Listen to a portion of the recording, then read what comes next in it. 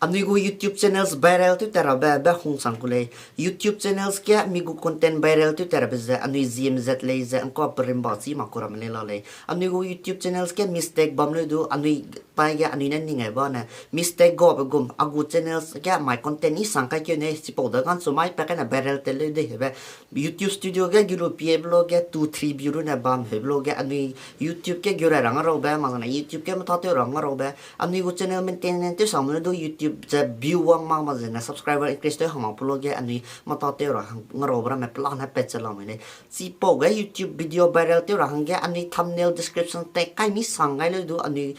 ใต้แก mistake อันนี้กู YouTube channel กันก็ mistake แบบมีเหรออันนี้มาดูสิมาสลามเลยไอ้การเลยใครไงมาใจนะอันนี้ customizations เลยจะ YouTube channel เตี้ยคำนู้ดู phone number verify เตี้ยไงมาตาเลยนะอีตัวเจ็ดเตี้ยรู้ดูอันนี้กู content จะ viral เตี้ยแต่มาสบายจะสิโป้จะอันนี้กู content แกมาแกก็ mistake ละเลยเหรอสิก็เลยsuppose cái này anh ấy từ lâu tới giờ bấm giờ ý nó có video từ lâu tới giờ bấm lấy giờ thằng sao mà thằng sao có bấm lên sao mà có bấm lên còn nếu sử dụng video năng upload tới cái blog cái bây giờ cái blog cái thì rằng cái video này cần soạn cái mi hay public rồi mà pin cái mi mà giờ này thì rằng cái này like quăng cái mi hay bấm lấy giờ anh ấy sẽ tiếp cầm ra năng lên suppose cái này anh ấy YouTube channels viral tới giờ mặc giờ bấm giờ anh ấy channels cái mắc cái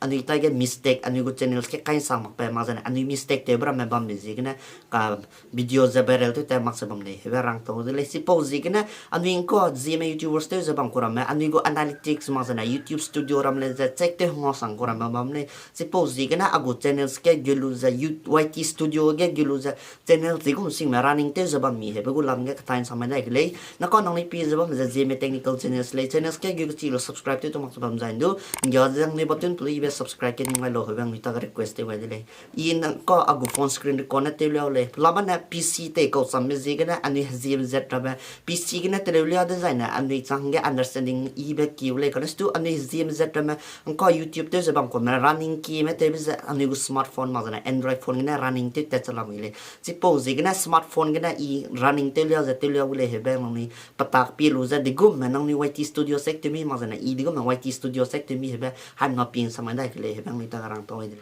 nó có iPhone cái gửi gặp luôn ra agu phone screen record tiêu cái đấy tiêu cái luôn ra nông ni lấy ra YT studio cái gửi lo i gửi cùng ra nông ni go channels cái nào YT studio cái gửi cái gì nông ni go channels ra mà A to Z ngầuเลย suppose Zeme technical channels 991 subscribers mà giờ này latest video performance mà giờ này impressions click through rate mà giờ này view more mà giờ này content hết rồi ngầu có ra làmเลยanh có i agu gửi cho bấm ra dashboard cái gửi cho làmเลยmà giờ này second plus mấy picture cái này dashboard page là lấy mà giờ này content page là lấy analytics comment mà giờ này playlist web page là lấy suppose có second option cái content cái unique lấy content cái gửi tới này prepare cái page bấm ra videos mà giờ này live video mà giờ này short videos web short video đó lấy mà lấy mà giờ này live to tell đó mà lấy suppose cái content cái có content sinh mà thì có mi hết pin lấy pin đấy này content là mà video để cái kiểu gì mi hết nông người lấy check tới đó với lấy nông người go YouTube studio cái kiểu là video 50 above sẽ cái kiểu sẽ là lấy mà giờ này short bias mà giờ này visibilities viewers restriction là mà nông người chỉ cái nông người go YouTube studio cái cái nông người click tới luôn sẽ check tới không đó với lấy mà giờ này third option cái unique lấy content sang cái analytics là lấy analytics cái cái này prepare cái page mà giờ overview mà giờ này reach mà giờ này engagements mà giờ này audience về page là lấy first cái overview cái pin này your channel got 957 view in last 28 days 28 days cái long kia cái algorithm nó pi hoàng ấy 957 views là lấy mà giờ này cái cái page mà giờ graphic nó ấy pi đâu lấy graphic cái click tới blog cái graphic cái hàng mà giờ nó là pin kilo bam mà là pin sam lo bam giờ graphic lo tới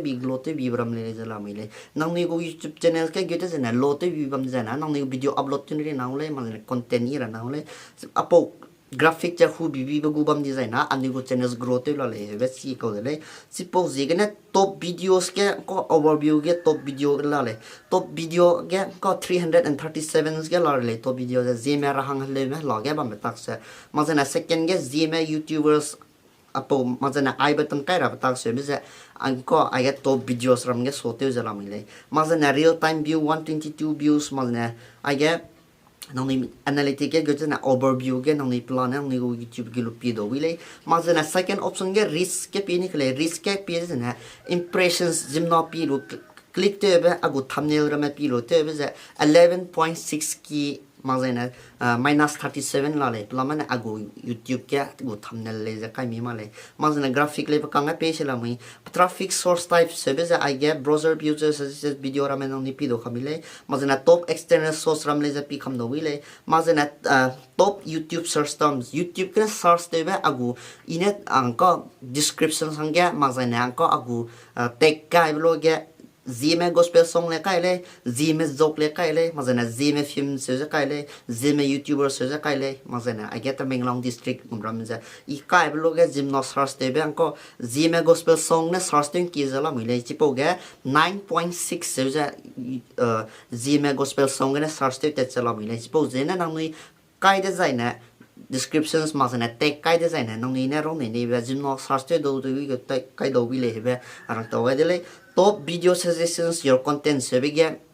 puni YouTube kuna suggestions pe bra ma view wang ki be puni suggestions te te zela mile spoge Zeme ra hang le me laga ba me tak sebe 10.2% pe zela mile suggestions ke pe de zaina ma zaina I get third option ge engagement ge gukle engagement ge gute zaina I get watch time mo ko zela mile last 28 days ke na watch time de ki increase to hang mi hebe 38.7 increase te hangzala mile kanga graphic page la le mazana I have kanga picture na top card hebe page la le top card ikrai ge I button kai ra ta kha te le I button ge na wang bezang ko gu le 0% se ra mi so te mak je na rang chila kale connect to I card ke na wang ba go zala mile mazana I get top playlist pa kanga playlist ke ne nong ni gu playlist kai blog ge jinora ma pi be bami gami hebe nani analytic ke gilo se ke do wile hebe engagement ke gese ngole hebe rang taw dile mazana aya audience ke gile audience ke gyo kana returning viewers 263 ke returning viewers ke lale new viewers mazana pakanga graphic page bamza age new viewers na ya returning viewer ke pie de zaina agu returning viewers na angka increase te jala mile mazana graphic pe blog new viewers go graphic ja ka chaina lo te bi bala le connect to wangba pi ba jina ka si be pi ba pi wang na mile chipo ga nang ni go channels ke gyote zaina new viewers mazana returning viewers sam le nang pi do wile when your viewers are on YouTube seven nang ni gyote zaina ngole nang ni go channels ke gyote zaina na age le jango ko lamije I guess 13 to 17 years ke 0.0 pi ko samle mazana ko kilang mana 18 to 24 years ke agu channels gilo za 100% pi lo le hebe I guess so te jala mile mazana genders ke gyote zaina I guess males rahang mena pinki be ko 75.5% pi lo le female ne pi be 24.5% pi jala mile sebana angko ai YouTube kena suggestion te be I agu Zeme le petinga ina mail kai bi de ge ai ge penui ram ne pinki mi le ne pinki mi heba YouTube le suggestions te ba te kui bi bra mena le spo ge anu ning si ma ti na anu gu Zeme gil plo ga nang na female kai di na le ne ki ma zana ina angko mail ge kai blog ge agu mail ne ki wang ki zam ko le ma zana top geographies last 28 days ma zana angko agu top geographies ke 89.5% pi zala mile plamana India gana video tele za bam ze gana anko pakanga India ro pe zala mile top geographies ke suppose gana foreign mena pinki bam ni zaina puni go foreign me go kong 3G pa ko kanesto India me ze gana India ro se la bale top site top subtitles CC language sevela kai sela le watch time from subscribers sevela le watch time from subscribers ke not subscribers na 61.4% subscribe ne 38.6% heavy zaina not subscribers ne kiri le agu channels ke gilo pi to za to subscribe te ko za 38 ne le not subscribers ne 61 ne subscribe te makuna kiri le kan su nang ni pi jam zain subscribe te lo heba rang to le other video that your audience watch hebela le agu video mram agu channels ke giluza mram gu channels pite pramle zala mile mazana puni gu anko mara some news mazana fresh talk and detail speed Zeme new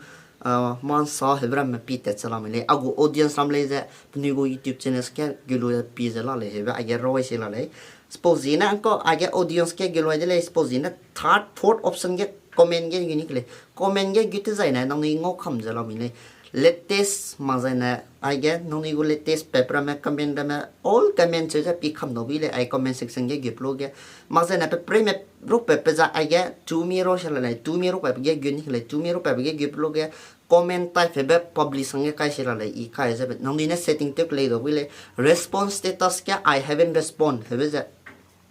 ina kai ko le I respond hebe nang ni na click to do wile mazana bakang ya search for mazana content questions deko mi subscribers kong hebe le jala mi le subscribers kong je 100 sang below ge nangu 100 subscribers sang de le notification kai do wile mazana subscriber kong je 1k sang kai do wile 100k le 10k mazana 1 million 10 million chawan nang ni na subscriber kong te wile ja kai do wile hebe rang to wile le nang ni te chalo lo le pose gna nang ni go setting ge lo je tele ne no tele do wile hebe rang to wile mazana publish ke gete jana publish help for reviews hebra mele ja nang ni setting tele le do wile mazana nang ni go ai gete jana nang ni na comment pe omra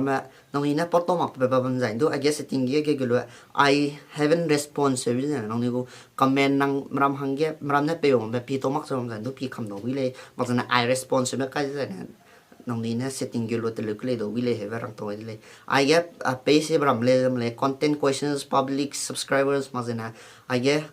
subscribers kong se bram le jala le mazana playlist ke gni kle playlist ke gete zaina nang ni go channels ke playlist ki kami mazana ago channels ke kai se jang ka playlist ko chum ka se la le suppose nang ni YouTube studio ke gelo za nang ni content da ma mazana di ko gna view on ki mi mazana di jinora ma running ten ki be mazana suggestions video ko mi he ba nang ni group pi do wile he ba nang ni ta ga rang to wile suppose gna nang ni tai ga apo video pi be gna nang ni YT studio ga sai na gelo check ke ne ni hang improve bang ga mai le supposing na Zeme YouTubers te jabam ram jang ko gelo pi lo pi mak sabam zain du mazana in ko dam ke be gna nang ni hang lu to ba ka sai na bam lo le to be bam zain du page pa dai gu video ga nang ni hang post na i be pung na hang te rek le be rang to de le pi di be kang pi pe me ra a je me nang ni du to ke de le be rang a de le thank you see you next